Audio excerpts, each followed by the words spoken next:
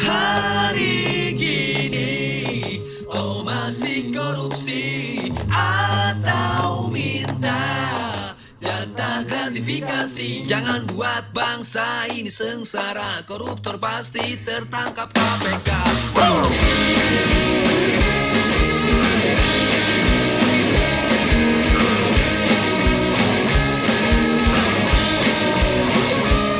Jangan sekarang kerja gak pakai gengsi, kerja apa saja yang penting gak korupsi. Oh ya, jangan langsung bilang itu tidak mungkin. Yeah, ada jalan kalau masih punya mau. Yeah. Assalamualaikum warahmatullahi wabarakatuh. Waalaikumsalam. Ucapkan selamat pagi kepada teman-teman dan rekan-rekan semua. Ini saya akan menyampaikan materi tentang definisi korupsi, perbedaan gratifikasi, suap dan pemerasan. Ya. Kita langsung mulai saja, tidak usah berbasa-basi. Tapi sebelumnya saya akan mengadakan post-test, ya. Post-testnya nanti sudah saya sebar di grup, nanti minta tolong dikerjakan. Saya kasih waktu sekitar 2 menit. Silakan. HP-nya dihidupin. Yang ada paketnya silakan. Yang pretest ya. Oh ya, sorry, pretest. Yang pretest ya. Oh iya. Nah, lanjutkan tadi. Oke. 2 menit.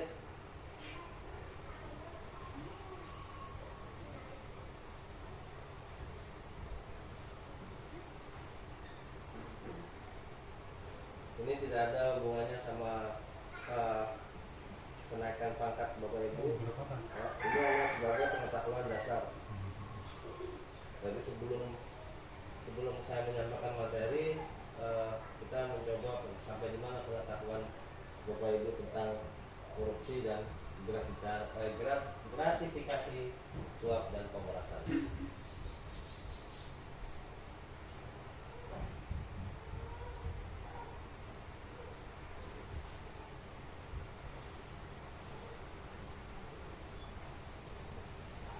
Oke, ya, Oke. cukup. Ya, sebelum masuk ke pengertian korupsi, dari sini saya akan menggambarkan sebuah ilustrasi. Ya, ilustrasi dari gambar A. Ini anak-anak yang sedang mengais-ngais sampah. Sedangkan di gambar B adalah uang yang begitu banyak. Nah, dari ilustrasi ini kira-kira ada yang bisa menyimpulkan? Ada yang bisa menyampaikan? Perbedaan Pak, perbedaan masyarakat yang di bawah garis kemiskinan dengan orang-orang yang memiliki kedudukan. Ya, itu bisa ya. Jadi kita ambil satu saja ya, biar cepat.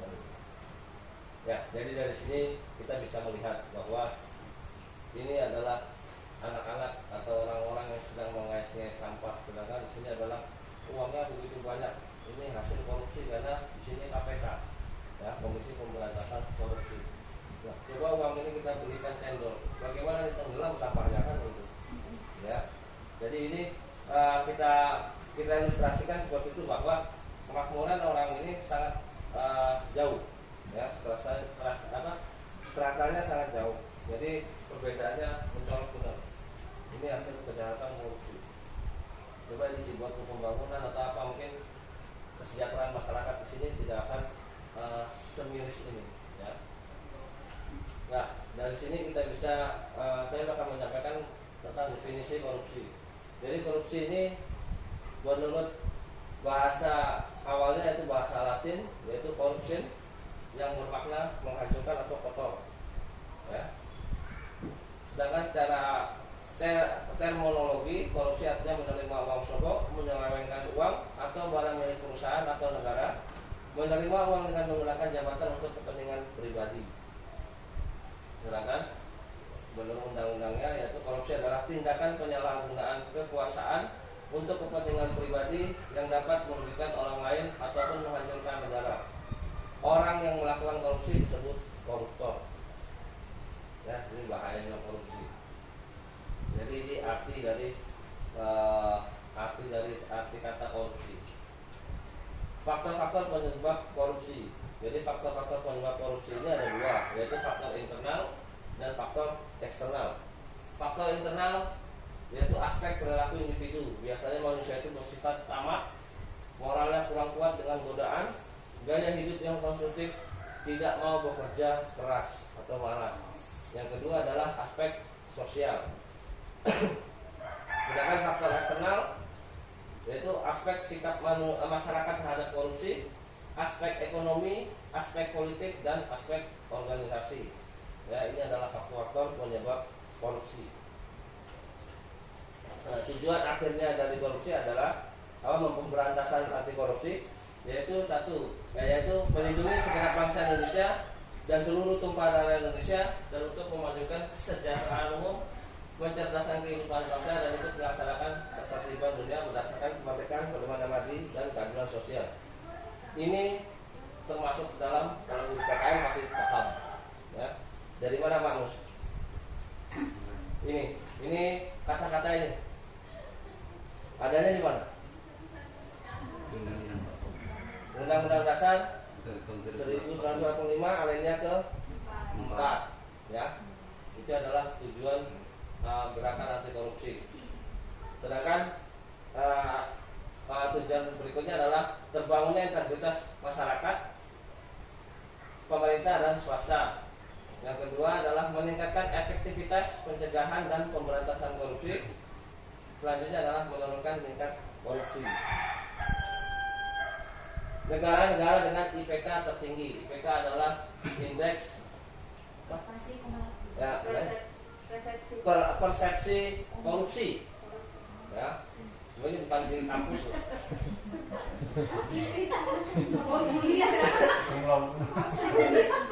Kalau kita kuliah nggak pakai IPK, tapi ini IPK indeks persepsi korupsi tertinggi, yaitu dari negara Denmark dengan nilai 88. Ya, jadi di sana sudah memiliki unit di setiap lembaganya, menerapkan keterbukaan politik dengan modernisasi pendidikan di sana gratis. Ya, walaupun kita juga gratis kan gitu. Yang kedua adalah Selandia Baru. Pendidikan anti korupsi ditanamkan sejak dini. Transparansi pemerintahan dan layanan publik. PNS wajib melaporkan harta kekayaan. Kalau di sini saya baru melaporkan sekitar 2 tahun karena baru berjalan si harta namanya. Yang ketiga adalah Finlandia.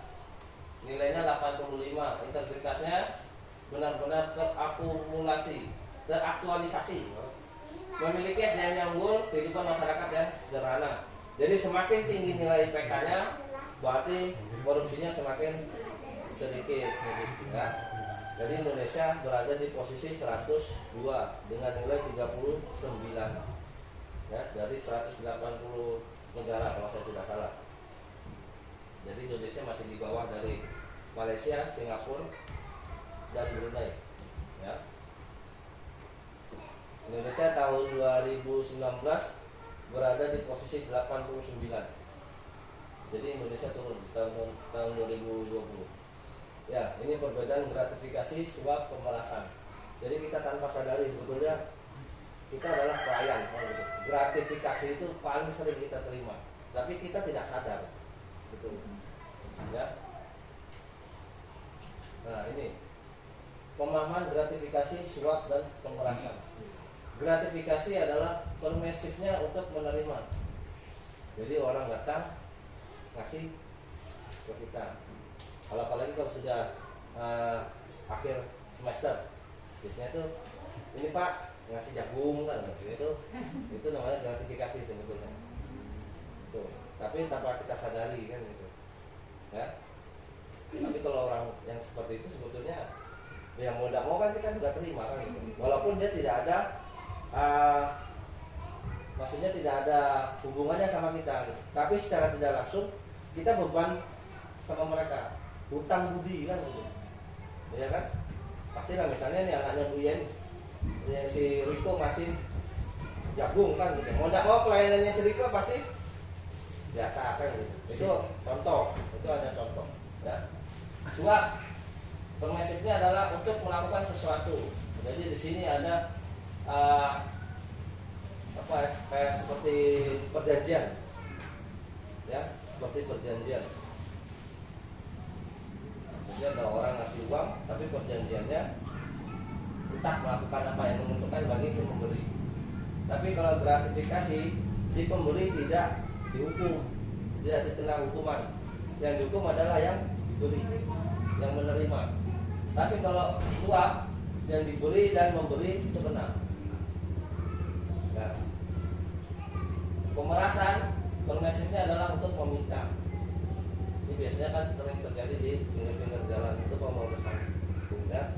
Sekarang yang lagi rame katanya gratifikasi seks. Saya juga mau pengen ke sana, mau ikut. Tapi nanti kita lihat gratifikasi seks ini bagaimana kan gitu. Ya, ini lagi rame. Ya, ini pengertian gratifikasi. Gratifikasi adalah pemberian dalam arti luas, yakni meliputi pemberian uang, barang, rabat, diskon, komisi, pinjaman tanpa bunga, tiket perjalanan, fasilitas penginapan, perjalanan wisata, pengobatan cuma-cuma, dan fasilitas lainnya. Ya. Jadi semua hal yang namanya pemberian itu kita namakan gratifikasi. Ya. Jadi karena kita sudah pelayan publik. Nah itu bahaya gratifikasi seperti itu. Tapi ada nanti gratifikasi yang tidak wajib dilaporkan. Ya. Nah dasar pemikirannya adalah tidak sepantasnya pegawai negeri atau pegawai publik menerima pemberian atas pelayanan yang telah kita berikan. Kita ini adalah pelayanan publik. Publik itu kan karena kita berhubungan langsung dengan orang. Itu namanya pelayanan publik. Ya. Karena kita sudah digaji oleh daerah, negara, kan gitu. Tapi kita tidak sepantasnya menerima apa yang telah kita berikan, ya. Senilai uang yang kita terima sebesar itu pula lah harga diri yang di mata pemberi gratifikasi. Ya. Jadi kalau kita dikasih 10.000, ya itu namanya harga diri kita 10.000. Tapi sekarang sudah yang mau dihilangkan kayak misalnya pengurusan di capil seperti itu. Tapi itu bukan gratifikasi, kalau di capil itu namanya uang pelicin, beda lagi. Nah, kan semakin licin semakin cepat kan ya. Tergantung dari isi dompet semua gitu ya. Ya, jadi gerakannya adalah tolak gratifikasi demi harga diri, ya. Ya, gratifikasi yang tidak wajib dilaporkan. Jadi gratifikasi itu ada yang tidak wajib dilaporkan. Yaitu satu, setiap pemberian per orang dengan total pemberian tidak melebihi 1 juta dalam 1 tahun dari pemberi yang sama. Contoh nih, saya ngasih uang ke Pak Mus 1 juta. Tahun ini sudah 1 juta. Tahun depan saya tidak boleh ngasih lagi. Selama 1 tahun berjalan ini saya tidak boleh ngasih lagi. Tahun depan baru bisa saya kasih lagi. Itu contohnya kan gitu. Tapi ini biasanya diperuntukkan untuk seperti hajatan, Pak Mus menikah, gitu. Atau Pak Mus menikah lagi kan gitu. Selama setahun 2 kali saya ngasih 2 juta kan, tenang gitu. Tapi yang ketiga lagi Pak Mus nikah yang ketiga, nggak boleh lagi juga. Pemberian hidangan makanan yang bersifat umum. Jadi contoh, misalnya saya traktir teman-teman, itu tidak harus dilaporkan, karena memberi makannya bersifatnya umum. Ya. Pemberian sesama rekan kerja tidak dalam bentuk uang atau alat tukar lainnya dan tidak terkait kedinasan, paling banyak 200.000. Jadi contohnya Bu Yen ada kegiatan, kita nyumbang 200.000. Saya tidak boleh nyumbang di atas 200.000. Tapi kalau kita bergabung 200.000, Bu Suryana, Pak Mus 200.000, Pak Ruhut, Pak Hen, Bu Nanda itu 200.000, kita gabungkan kan banyak, itu boleh seperti itu. Ya. Kemudian sesama rekan kerja dalam rangka pisah sambut, pensiun, mutasi jabatan atau ulang tahun yang tidak dalam bentuk uang, dan alat tukar lainnya paling banyak senilai 300.000. Jadi kalau pelayan publik itu kalau bisa jangan ngasih uang, kasihlah barang. Nanti kalau Pak Mus menikah kita kasih kompor kan, jangan kasih uang. Mun Anda misalnya menikah kita kasih apa yang nggak ada kan gitu. Embel.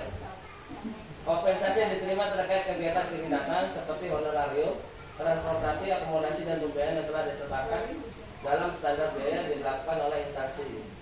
Contohnya ini saya jadi pemateri, saya dikasih honor, itu tidak masalah. Ya. Ya, pelakuan gratifikasi. Jadi menurut Undang-Undang Nomor 20 Tahun 2001 Pasal 12D ayat 1 dan ayat 2, gratifikasi tidak dianggap suap jika lapor ke Komisi Pemberantasan Korupsi sebelum 30 hari kerja sejak gratifikasi diterima. Jadi selama 30 hari tenggatnya, 31 baru bisa dikasuskan. Ya. Ini aplikasinya ada di Google Play Store, Google KPK namanya. Ya. Ya, ini pengertian suap. Suap adalah memberi sesuatu untuk memuaskan kebutuhan si pemberi. Jadi ada kesepakatan, ada uang di bawahnya. Ilustrasinya seperti itu. Ya, dalam kasus ini pemberi dan penerima bersalah karena mempunyai suatu kepentingan yang berkorban.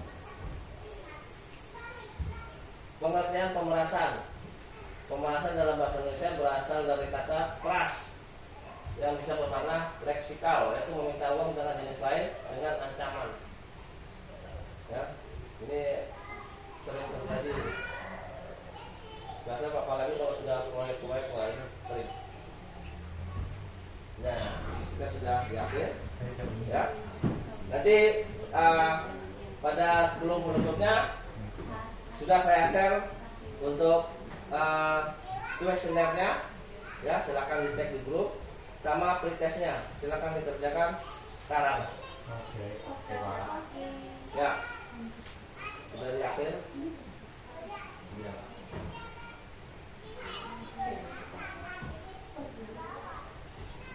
Nanti paling lambat dikumpulkan jam 3 sore lah.